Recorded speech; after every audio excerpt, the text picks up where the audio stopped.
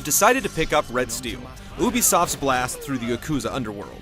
You're doing alright with the gunplay, but when it's time to flash the blade, you end up sliced and diced.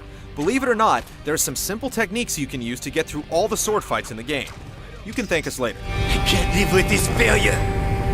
Let me die here. While the game asks you to build all your sword skills, including parrying and staggering enemies, and tells you that you should balance your sword breaking with regular slashes, it's not exactly necessary.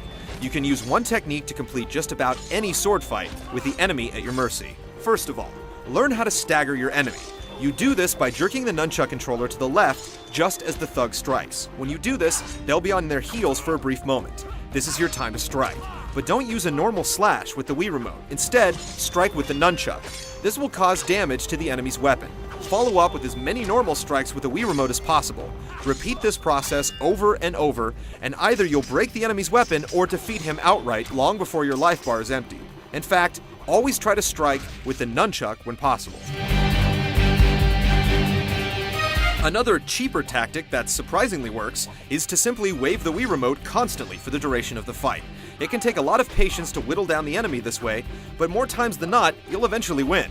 This is a good technique to use on some of the more difficult boss characters in the game, but be warned, it can take a long time.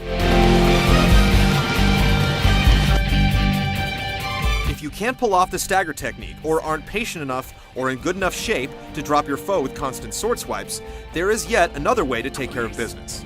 Later on in the game, you'll come across enemies that like to block everything. When they jump to attack, hold the C button on the nunchuck and tap left or right to dodge.